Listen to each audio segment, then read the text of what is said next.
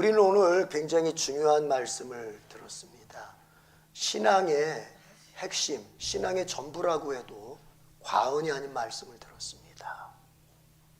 두 가지를 말하죠.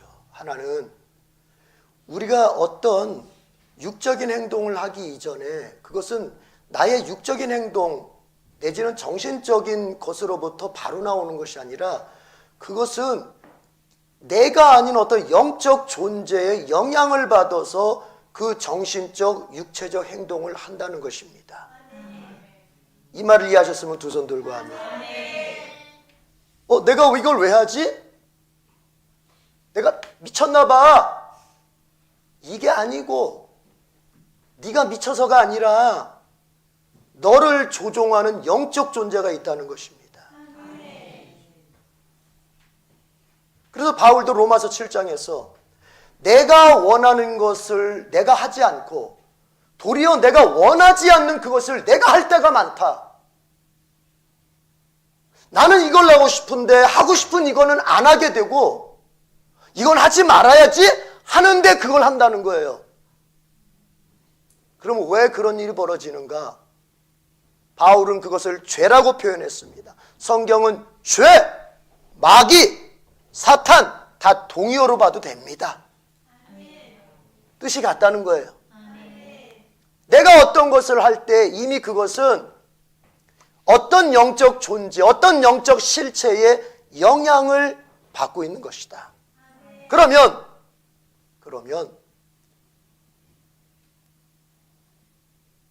한 영적 실체, 한 영적 존재, 하나님의 영향을 받아서 그 행동을 할 것인가? 아니면은 또 다른 하나의 영적 실체, 영적 존재, 마귀의 영향을 받아서 그걸 행동하고 선택할 것인가? 우리는 항상 여기에 서 있다는 얘기예요. 이해가 되셨으면 두 손 들고 하면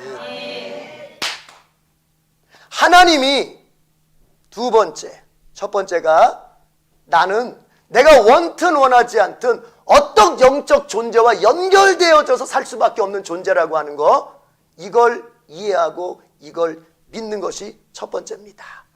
오늘 말씀의 첫 번째. 이해가 잘 되셨습니까? 그러니까 지금 예배 시간에도 내가 예배 더 말하지 않겠습니다. 이거는 그냥 나에게서 나오는 것이 아니라 지금 뭡니까?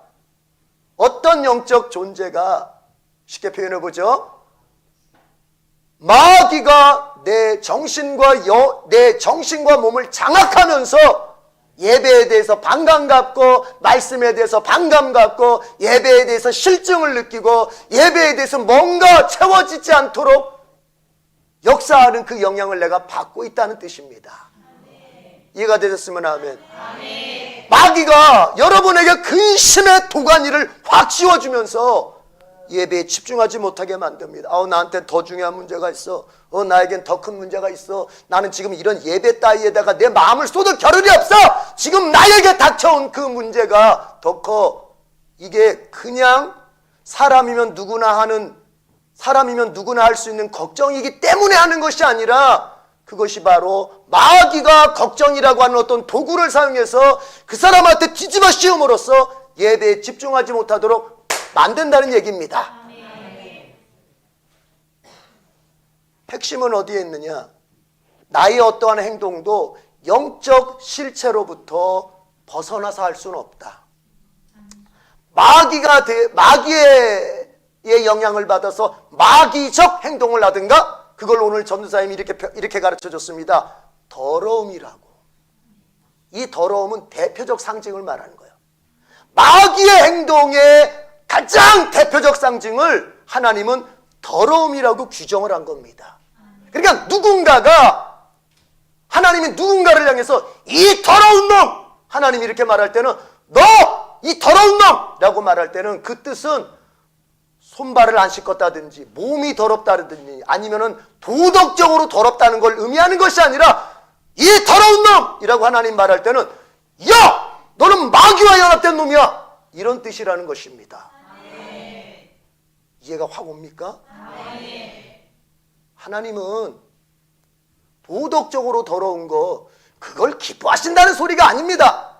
간음을 저지르고 거짓말을 하고 내가 정말 입에 담지 못할 짓들을 하고 다니는 걸 하나님이 기뻐한다는 소리가 아니라, 그러나 그 입에 담지 못할 더러운 행동들의 가장 근본적인 원인이 뭐냐? 그가 마귀와 연합되어 있기 때문이라는 거예요. 하나님은 그것을 더러움이라고 표현한 것입니다.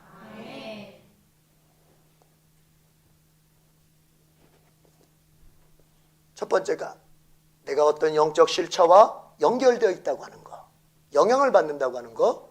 두 번째가 방금 한 이야기와 비슷한 얘기입니다. 뭐냐? 이제 우리는 어차피 이 세상을 살면서 반드시 내가 원하든 원하지 않든 영적인 존재의 영향을 받는 것만큼이나 우리는 원하든 원하지 않든 어떤 기준을 가지고 살게 되어 있습니다. 뭘 가지고 살아요? 기준을 가지고 살게 되어 있다고. 사람은 다 그럴 거예요. 기준 없이 사는 사람은 없어요. 다 기준을 가지고 살아. 그런데 이제 뭐냐? 하나님의 기준을 가지고 사는 사람이 있는가 하면, 마귀의 기준을 가지고 사는 사람이 있는가 하면, 조금 더 구체적으로 디테일하게 하면 사람의 기준을 가지고 사는 사람, 이렇게 세 종류로 볼 수 있는 거예요.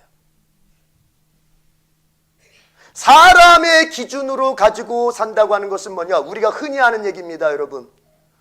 흔히 역사적으로, 전통적으로, 철학적으로, 그리고 도덕적으로 틀린 것과 맞는 것, 모든 사람들이 공감할 수 있는, 저건 나쁜 짓이야, 이건 좋은 짓, 이건 선이야, 이건 악이야, 어떤 누구라도 인간의 탈을 뒤집어 쓰고 있으면 구별할 수 있는 그것들. 그래서 꼭 성경이 아니더라도 훌륭한 왕들의 저서나 역사책 속에서는 여러분 뭐가 있습니까? 인간의 공통적인 도덕적인 것들이 나오지요. 공자 속에서도 여러분 부모님을 공경해야 된다. 성경이 아닌 공자 얘기 속에서도 부모님을 공경해야 된다 나옵니다. 성경에만 나오는 얘기가 아닙니다. 불경 속에서도 다른 사람에 대해서 항상 우리는 자비로워야 된다, 사랑해야 된다 얘기 나옵니다. 왜요? 모든 인간은 하나님의 형상대로 지음을 받았기 때문에 하나님의 절대적 선으로부터 우리가 부분적인 선을 다 가지고 있기 때문에 인간이라고 탈을 써 있으면은 다 공통적인 선을 나름대로는 가지고 있는 거예요. 이해가 되십니까? 그래서 예수님을 믿는 사람도 믿지 않는 사람도 공통적인 선을 가지고 있게 되는 거예요. 그러나 하나님의 기준은 그거보다 더 깊습니다. 더 차원이 높습니다. 아까 얘기했듯이 하나님이 넌 더러운 사람이야 라고 말할 때 그것은 단순히 네가 간음을 하고 다니고 사기를 치고 다니고 입에 담으면은 정말 다른 사람들한테 욕먹을 짓을 하고 다녀서 더럽다는 얘기가 아니라 이걸 뛰어넘어서 너는 누구와 연합되어 있다? 너는 누구와 연합된 사람이다?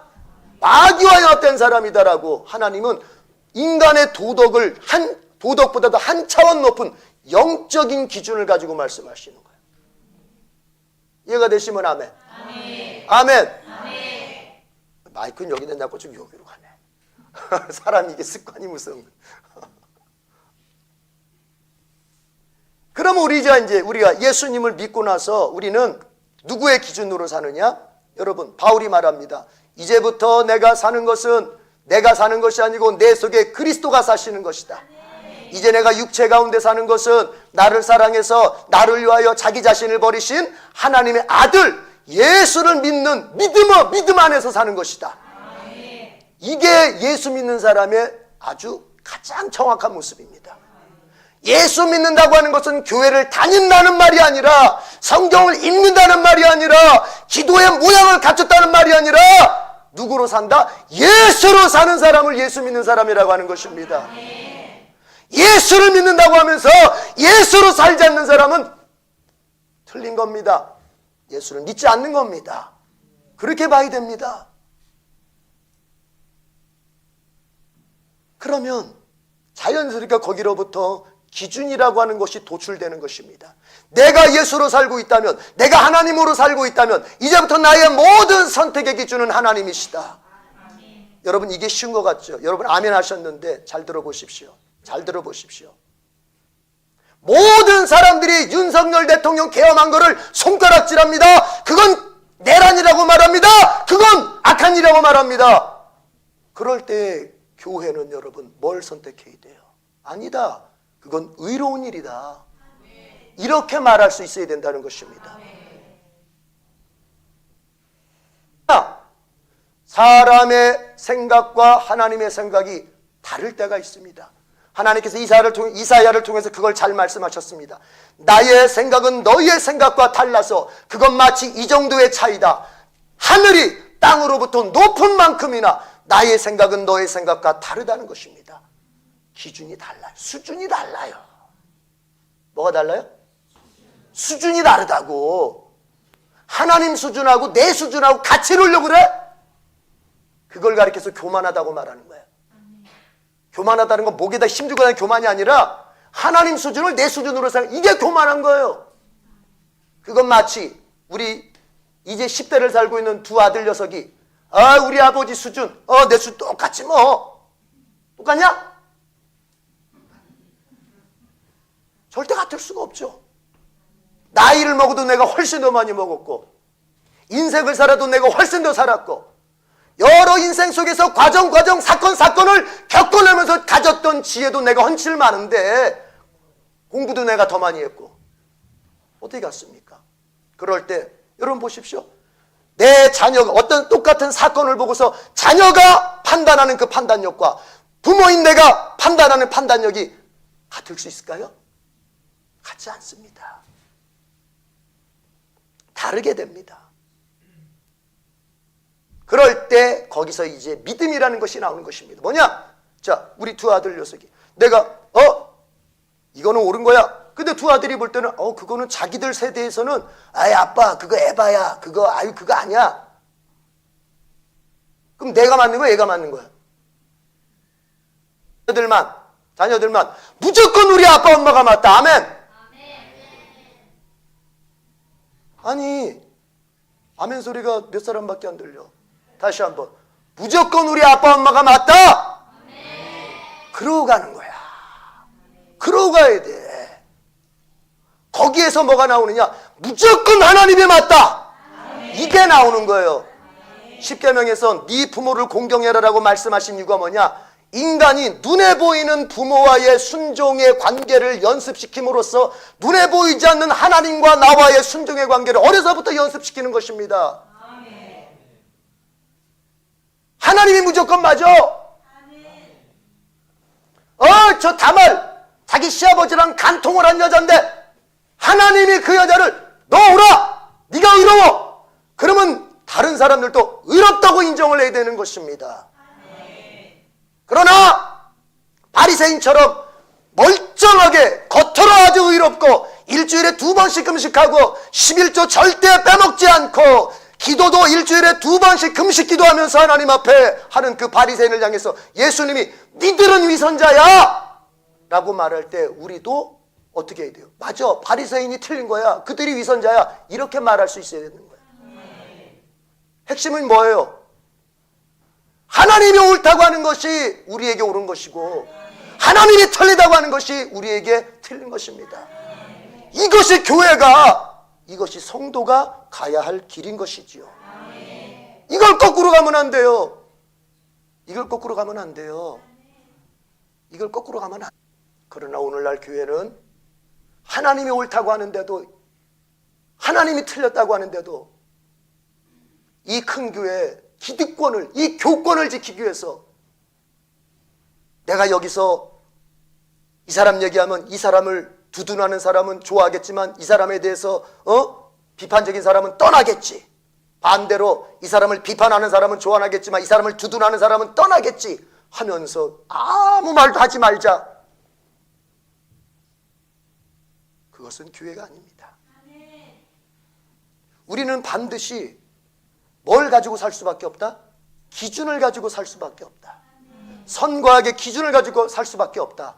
그것을 교회가 표현할 때 하나님 보시기에 어떠한가를 가지고서 판단을 하고 그것에 대해서 말을 해야 될 순간에 대해서는 우리는 용감하게 말할 수 있어야 됩니다.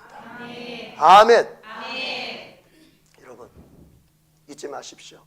여러분의 선택은 항상 보이지 않는 영적 세력의 영향을 받게 됩니다. 그러므로 내가 이 선택을 그냥 한다 생각하지 말고 이것이 하나님으로부터 온 영향인지 마귀로부터 온 영향인지를 우리는 잘 분별해야 됩니다. 그러기 위해서 기도하고 성경을 읽고 설교를 반복해서 들으면서 내가 지금 어떤 영향을 받으며 이 선택을 하는지를 우리는 분별하려고 애를 써야 됩니다. 그냥 세상 사람들이 사는 것처럼 살면 안 됩니다. 다 이렇게 살아. 직장인들이 다 이렇게 하지 뭐. 대학생들이 다 이렇게 하지 뭐. 고등학생, 중학생이 다 그렇게 살아. 애들이 하는 얘기예요. 요즘 애들은요 다 이래요. 우리는 그렇게 살면 안 되는 거예요. 모든 사람들이 그렇게 살아도 그렇게 사는 그 모양새가 하나님 보실 때에 너 깨끗하다 이 소리를 들을 만한지 너 더럽다 이 소리를 들을 만한지 판단하고 선택을 해야 됩니다. 그게 예수님 믿는 사람. 여러분과 저는 반드시 하나님의 영향을 받으면서 바꿔 말해서 성령의 영향을 받으면서 하나님이 기뻐하는 길만 선택하십시다. 그럴 때 주님이 그 사람의 인생을 반석 위에 높여주실 것입니다. 만약 지금 여러분의 형편이 쪼그라들었어도 그렇게 살기를 지금부터 시작하면 쪼그라든 그 인생을 하나님이 활짝 펴주실 것입니다. 그런 축복이 여러분에게 있기를 바랍니다. 자, 오늘 성찬 같이 합니다.